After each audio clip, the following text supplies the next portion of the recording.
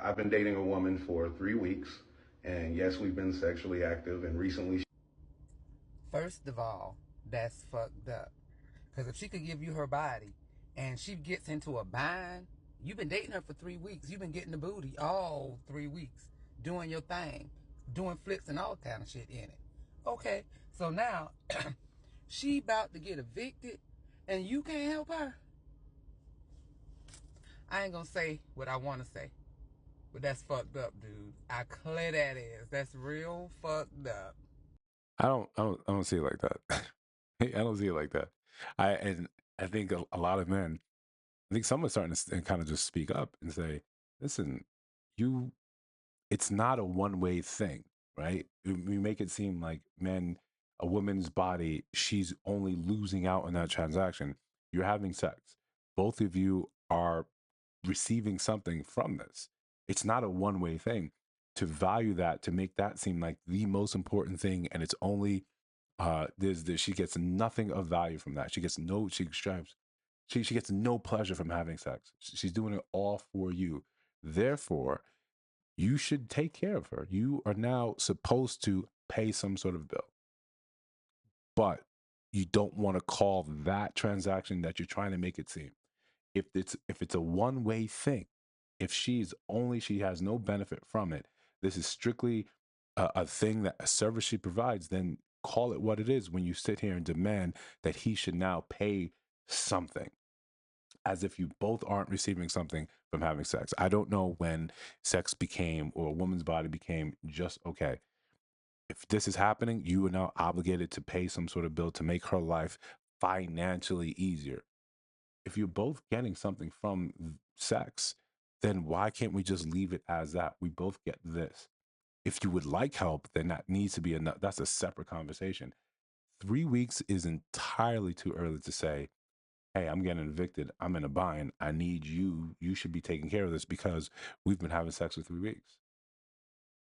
So before we do a deeper dive into this one, and hit the like button, comment, subscribe, share if you feel so inclined, and don't forget to turn on the notification bell so you miss new uploads. We're still trying to do two a day.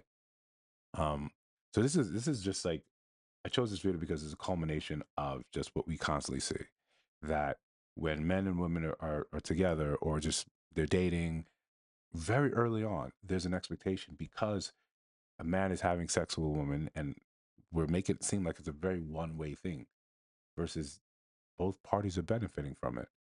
But where would it be? What would it sound like if a man now demanded something more of her because, hey, you're benefiting from us having sex.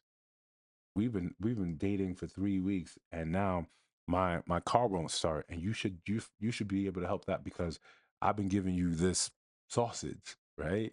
Remember, this is Family Channel. I've been giving you the sausage for X amount of time. No, we would look at that and say that is fundamentally something is wrong here. But let's play this one back. I've been dating a woman for 3 weeks, and yes, we've been sexually active, and recently. First of all, that's fucked up.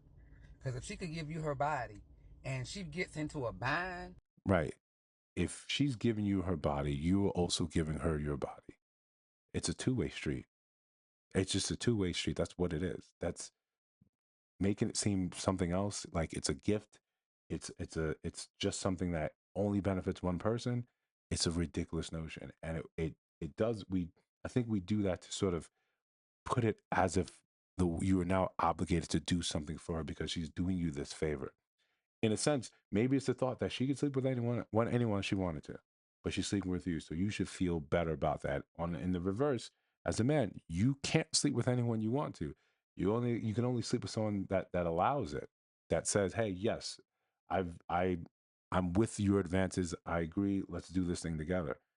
In that sense, okay, that is the only part that's unequal. But once you guys are laying down together, or depending how you do it, right, both parties are benefiting from this.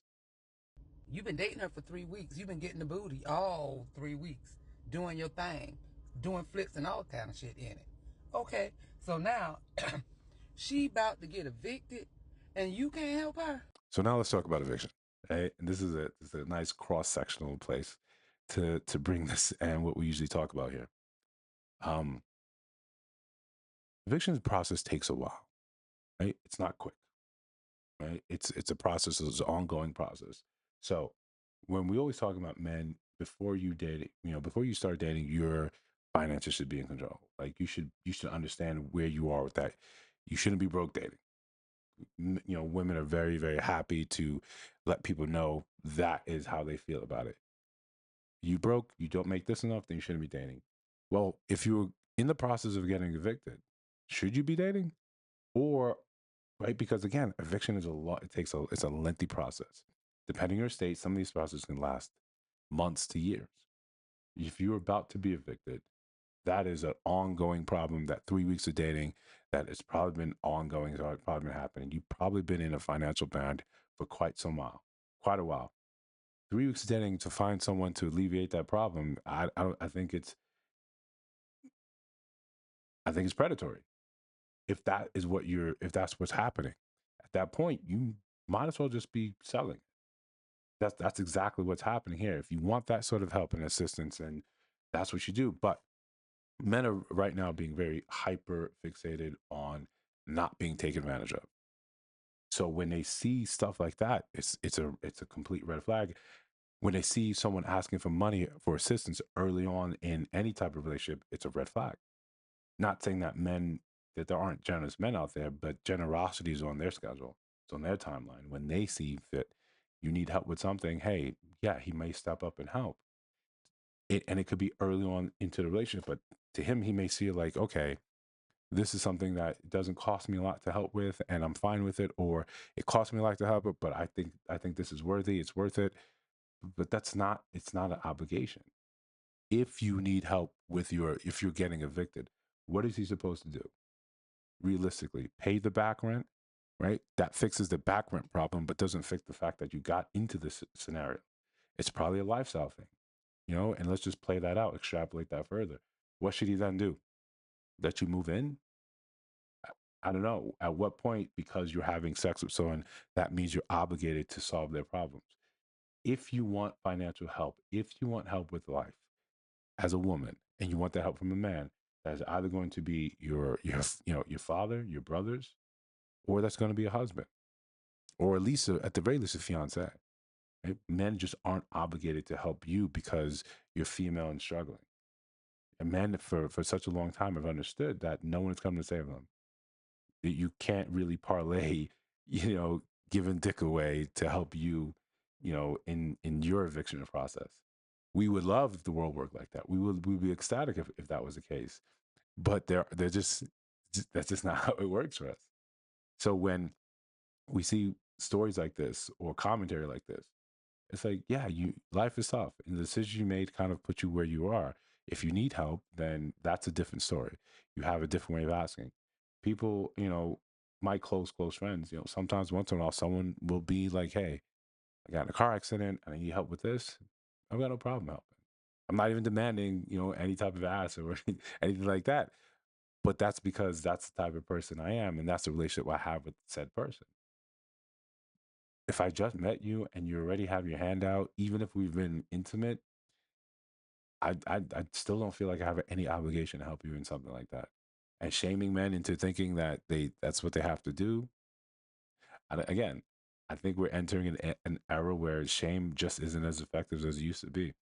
But you let me know, right? And let me know on any videos you see right down here. Take a peek. Let me know what you think there too. See you in the next one.